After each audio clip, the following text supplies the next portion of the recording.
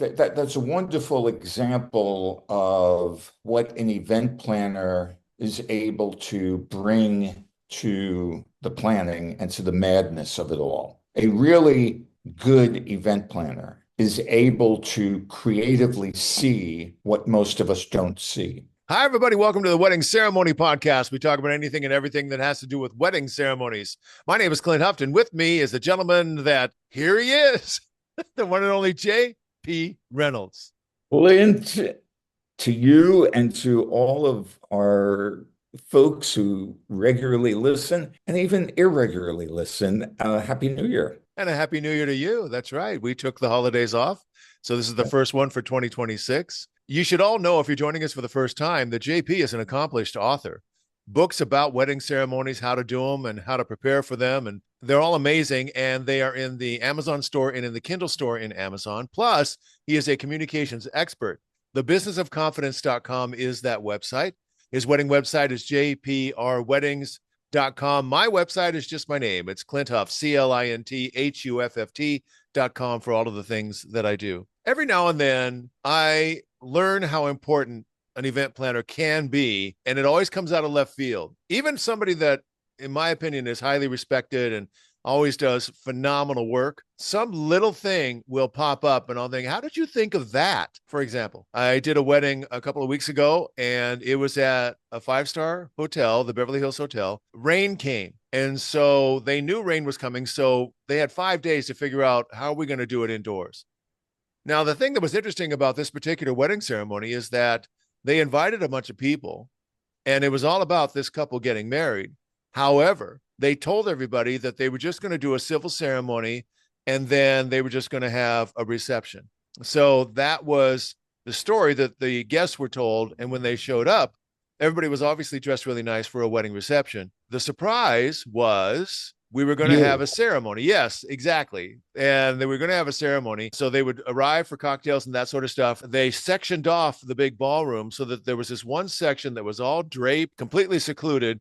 And then they set that up for the ceremony. And so the guests were going to be invited into this other room. We had the ceremony. I'll get to how the room was decorated because it was phenomenal. I never experienced that before. But here's the thing. The couple wrote personal vows to each other. And of course, they sent them to me and I had them printed out. I always do that as a backup or whatever. But the event planner, who has been a guest in our podcast, Charley King from Bluebell Events, she's phenomenal. When I show up, I always check everything and get the license.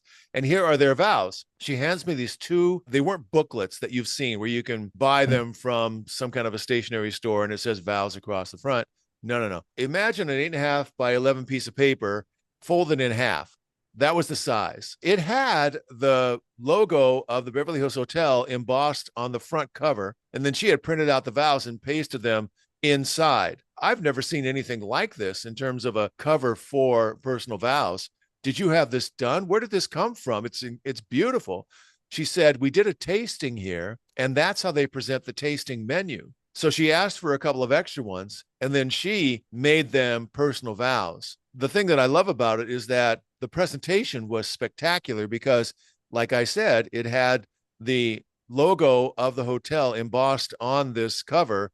And then inside were the vows that she had typed up and pasted in there. A couple of things I love about this. Number one was the creativity to say, oh, look at that. Give me a couple of those because I have another use for those that will go into the stuff that the couple keeps for the rest of their lives. And how elegant is that? Other thing that I really liked about it is that she printed out the vows and put them in this special presentation, as opposed to the booklet that anybody can buy, the little book. The couple will then handwrite their vows. I don't know about you. I can't always read my own writing. I'm sure you've had couples that get that vow and they look at it and it's like hieroglyphics. That's why when I meet with a couple before, we always get there an hour early and I meet with a couple, I say, I have your vows. Do you want to see them? Because I want them to hold it and touch it and look at it and be familiar with it, as opposed to getting all of that first look in the middle of the ceremony. Does that all make sense? Yes, it does, Clint. Thank you, JP. And I guess we're done. But that's a wonderful example of what an event planner is able to bring to the planning and to the madness of it all. A really good event planner is able to creatively see what most of us don't see. in that moment, there's a tasting. Everybody simply sees a piece of paper, some cardboard, and she's looking. And because she is so good at what she does, because she is a creative, she's looking and saying, "Ah, that's what creativity is all about." I will admit, when the vows are typed out and then inserted into some kind of a booklet, or there is that sense of, okay, they'll be able to read it. I am a traditionalist. Oh, when you're old and wearing trifocals, you will want to have that handwriting. You may not be able to read it when you're 80, but it's like, so I am a traditionalist. I like the handwritten gibberish or whatever, whether it's typed or not, because it's such an emotional moment. A lot of times I will have couples with the vows. What they'll do is type it up, cut it up, paste it into a little booklet or whatever. But even when it's typed, they're so emotional, they're like choking on the words. So, but yeah, yeah, that's lovely. Yeah. I am curious, just backtracking a bit. The reason they wanted to surprise their guests with the ceremony was, I have no idea. That was just the storyline that was laid out for me. I got there early. I'm in the ceremony site. The doors are open, but nobody's invited in because, it's so early. And I'm talking to the event planner, Charlie, and we're standing kind of in the doorway, and guests are starting to arrive, and they're collecting in the waiting area of the lobby of the hotel, but they have direct eyesight to us, and they can see that this is where cocktails and hors d'oeuvres are going to be. yeah. And all of a sudden, it occurred to me, I'm supposed to be a surprise. The idea is that when they go into this separate room where the ceremony is going to be, at the front, the groom and I are going to be standing. And that's when the aha moment happens, like, oh, this is going to be a ceremony. Mm. Well, I'm standing there with Charlie, and all of a sudden I thought, I'm wearing a black suit with a black tie. That's what I always wear unless they request something different.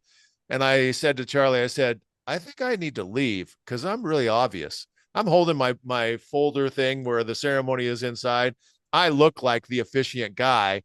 And Mm. as far as they know, that wasn't happening. You know what I mean? But I thought I need to go away because it's pretty obvious who I am. And Charlie said, oh my gosh, yeah, you're right. We actually went through a back door, the groom and I, in order to get to the front, so that when the doors open for the guests to enter the ceremony area, they would have not known that that's where we were as part of the surprise. Now, the other thing is that the bride decided what the setup of the ceremony was going to be in regards to the seating for the guests. They brought in love seats Mm. and chairs, like living room chairs, and it wasn't chairs per se. Mm. It was Right. all like little couches and things like that Oh, I love that.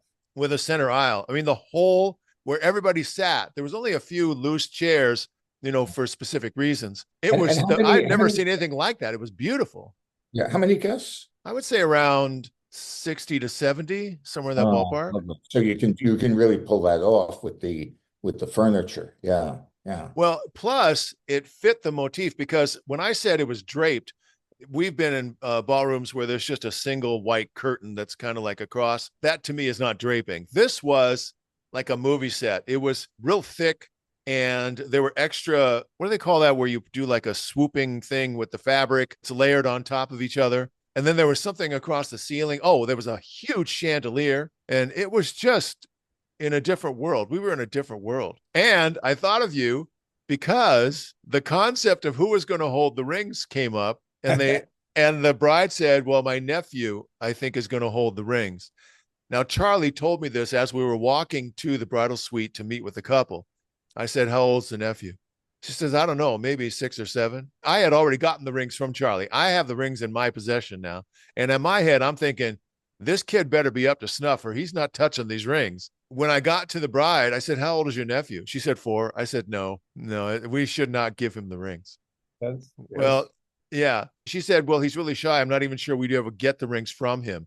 During the ceremony, it was, okay, bring the rings forward. And he would like hide and shy and not want to get up in front of everybody. I said, okay, there is that, but that's not the primary reason. The primary reason is if a 4-year-old drops the rings, that right there is going to be 20 years of therapy for that kid because kids think that everything is their fault. And of course, everyone's going to say, oh, you dropped the rings, so well, to it is his fault. It is his fault. He should spend the rest of his life lamenting the mistake he made. How he ruined all right, his aunt's wedding. Yes. Yes. He'll think it's his fault. No, it is his fault. Yes. You didn't take lessons. You were asked to go to a coach, but you refused. You threw a tantrum. Yeah. Hey, Billy, come meet your special uncle JP. He's going to talk to you for a while. He's your personal life coach. To the 4-year-old. Oh my gosh. And then when the kid got up there and he was like squirming around in the front row and that kind of stuff, while people were still coming in, I kind of leaned over to the groom and I said, we made the right decision with the rings. It was just obvious. The kid, he wouldn't have been able to handle that. Well, that's delightful. And it was one of those things where nobody was going to escort the bride into the room, down the aisle, so to speak. So they had already figured out that he would go and meet her halfway and then escort her the rest of the way, which I love. I think that's so romantic. I love that too. Yeah. But the timing of it, I thought it was really important. She had been told that she would walk halfway and then wait for him to come down and get her. And I thought it'd be better if they met at the same time. I said, when she gets to the last row, I'm going to tell you to go. And then that way the two of you will meet in the middle of the aisle and then you'll be able to escort her up for her. And then I always say, and then from that point on, don't worry about a thing. I'll take care of you. I'll make sure you're where you're supposed to be for the photographer. Don't worry about it. This is actually interesting because this now speaks to one of my last weddings from last year, where the bride, small, intimate wedding, approximately the same size, that's 60, 70 people for the ceremony. Bride was in early 40s. Both bride and groom had previously been married. Each had been divorced for a number of years. They've been together for a while. The bride wanted to walk down the aisle by herself. Given age, given story, given background, it certainly didn't strike me as odd or unique or unusual or whatever. The bride's mother is deceased. She was raised by a stepmother who was essentially her mother. Right. This woman was really hurt that the bride would not want her father, who in many respects was the single parent to help raise her in the beginning of her life. Right. Just felt it was a terrible insult to the father. You know, it was not psychodrama because the hurt was genuine. And it was, no, why would you do this to your father? Why would you insult your father? Why would you not want to be walking down the aisle by your father? Because for her, it was this sense of tradition. I know, I will say, without revealing who these people are, I know the family. I know the players. I was taken by surprise. I had not expected this. And again, I want to emphasize that it was not drama for the sake of drama.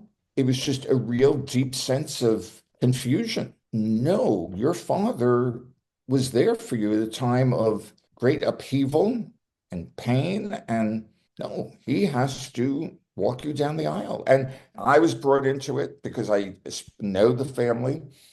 And I didn't realize the depth of how this was an issue. And so I was a little, not cavalier, but podcast JP, where it's like, oh, well, you know, it's like, da, da, da. And I was just giving a PowerPoint presentation on options for walking down the aisle. It was just not accepted. I was put in my place. You just don't understand. Eventually, the bride did invite her father to walk her down the aisle. And it was lovely. But the reason why I'm sharing this is because I love the scenario that you described with your couple. Visually speaks to reality, as we know so well. A wedding has many layers of reality to it. It brings to light our role as an officiant. Sometimes we feel like we're supposed to have all the answers, but the reality is we don't have all the answers. And sometimes the best thing to do is to just be quiet and kind of let things play out and see what the dynamics are with the people that are directly involved. I know people defer to us because we're clergy. Well, what do you think? Well, what do you think? I even had a mother insist that I attend the rehearsal because I'm supposed to tell everybody what to do, which, you know, that's not the way I work. Some people think that I've already told the story of that wedding and how she was changing things on the fly, and it was actually a lot of fun for me. But I think what you're talking about, because I do remember the episode when you first told us the story of how the bride wasn't going to have her father walk her up the aisle and how the mother was really concerned, really upset. I asked you the question, well, what about the father? What does he think? And you said he doesn't care. So then we kind of had that story. But now hearing you as you've had more time to absorb the emotional content of the people that are involved, it's very poignant. And I think for all officiants, it kind of says you don't have to have all the answers. And quite honestly, walking in fresh, you don't have all the answers. You'd be best served to just be quiet and be a sounding board and learn and see what all of the intricacies and nuances of this situation are so that you don't muddy the waters. Right. I had this experience. It's one thing to have this experience and I don't know any of the players. I've had that in the past. And it's like, okay, I don't know any of these players. It gives me a certain amount of, I can look at the guidebook as to how to deal with people you don't know and how do you conduct yourself and all that sort of thing.